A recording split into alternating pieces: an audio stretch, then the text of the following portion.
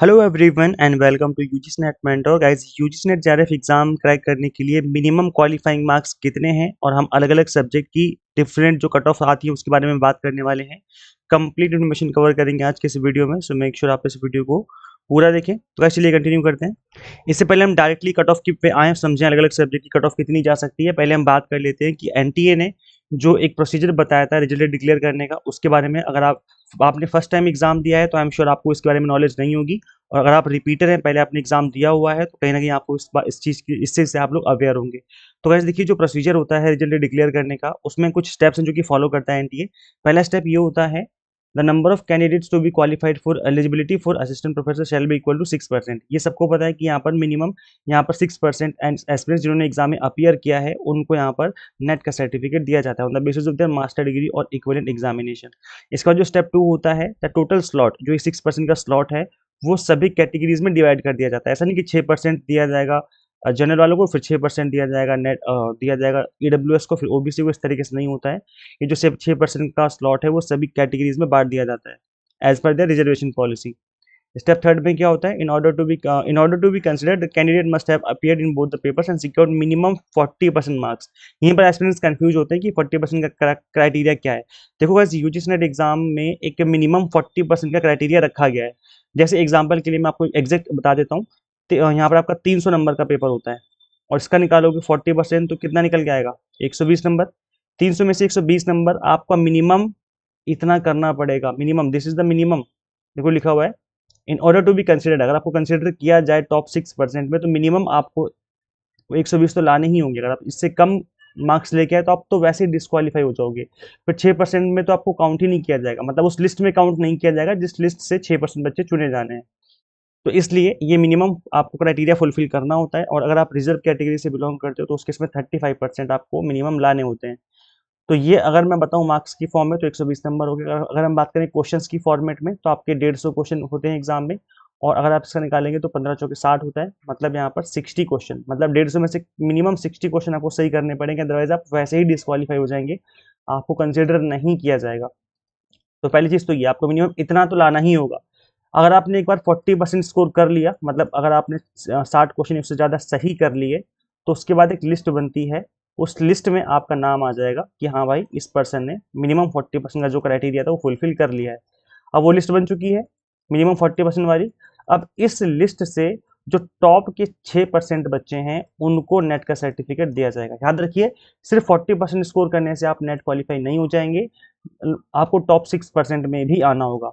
और अगर आपने 40% ही स्कोर नहीं किया तो आप उस लिस्ट का हिस्सा ही नहीं बनेंगे जिस लिस्ट से टॉप 6% चुने जाने हैं। समझ रहे हो? तो यहाँ पर आपको दोनों चीज़ें फुलफिल करनी होती है। एक तो आपको मिनिमम 40% स्कोर करना होगा, और उसके बाद फिर टॉप 6% में भी आना होगा।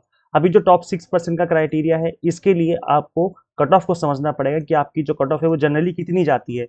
हर एक सब्जेक्ट कट ऑफ अलग अलग जाती है, और हर एक सब्जेक्ट कट ऑफ अलग अलग ईयर में अलग अलग जाती है, हर एक सेशन में अलग अलग चली जाती है।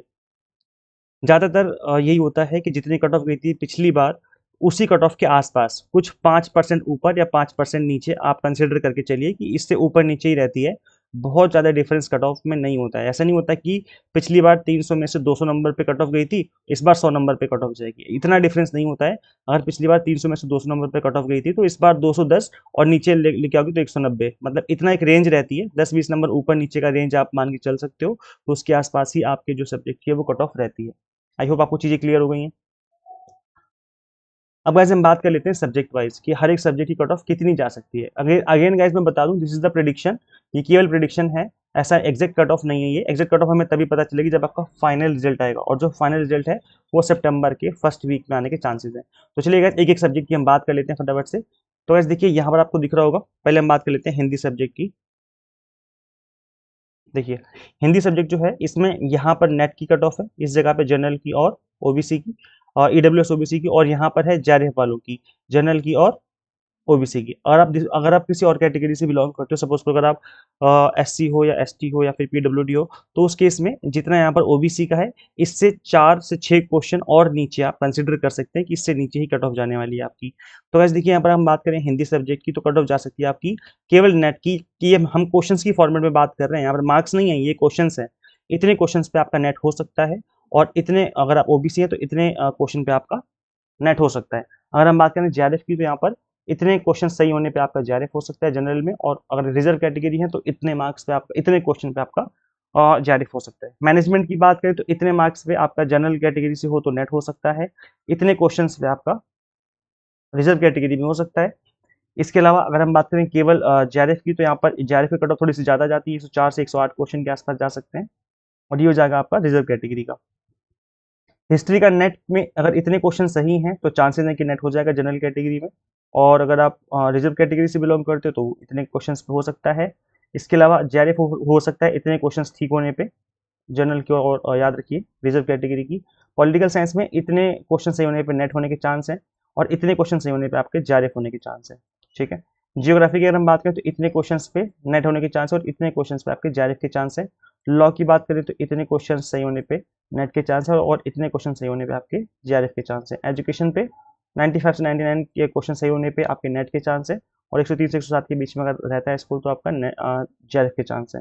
कंप्यूटर साइंस की अगर हम बात करें तो 98 से 102 के आसपास आपके जनरल में अगर आप हैं तो नेट के चांस है, और कट ऑफ जो जा सकती है जेआरएफ की वो इतनी जा सकती है आपके इतने क्वेश्चन सही होने पे।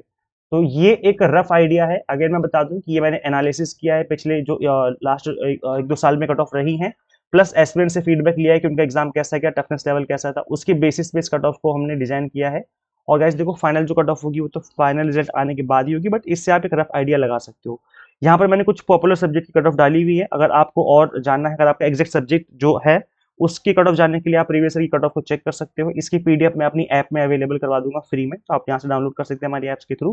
गाइस मैं बता दूं कि ज़्यादातर जो कट ऑफ रहेगी आपकी इसके आसपास ही रहेगी। जैसे इकोनॉमिक्स के आप देखेंगे 232 नंबर पे आपका जेआरएफ हुआ था, और असिस्टेंट प्रोफेसर 200 नंबर के आसपास हुआ था, मतलब 100 क्वेश्चन सही होने पे आपका नेट हुआ था। तो ये जो कट ऑफ है ये आप एडिट कर सकते हैं, पिछले ईयर की जो कट ऑफ पीडीएफ है उसको आप गो थ्रू कर सकते हैं, क्योंकि बहुत सारे सब्जेक्ट 84 सब्जेक्ट हैं।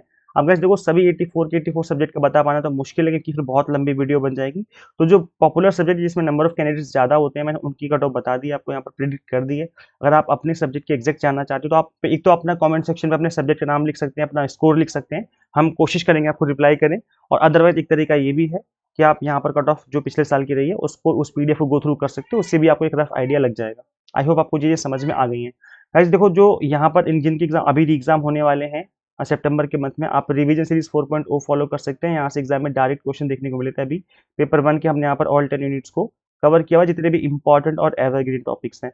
और अगर आप चाहते हो कि स्पीड से आपकी प्रिपरेशन हो जाए इस मिनिमम टाइम में री एग्जाम के लिए, तो ऐसे में आप इनरोल करके पढ़ सकते हो, क्योंकि यहाँ पर हमने कंप्लीट कंटेंट आपको अवेलेबल करवा दिया है। पेपर 1 प्लस कॉमर्स केवल 699 में, मतलब इतनी मिनिमम फीस कि कोई भी अफोर्ड कर सकता है। जो भी आपकी यूनिट वीक है, जो टॉपिक आपके वीक हैं, एटलीस्ट आप उनमें मेहनत करके अच्छा स्कोर कर सकते हैं इस बचे हुए टाइम में। तो अभी भी आपके पास मौका है, अगर आप अपीयर करना चाहते हैं तो अपीयर करके इस एग्जाम को क्रैक कर सकते हैं अच्छे से पढ़ के।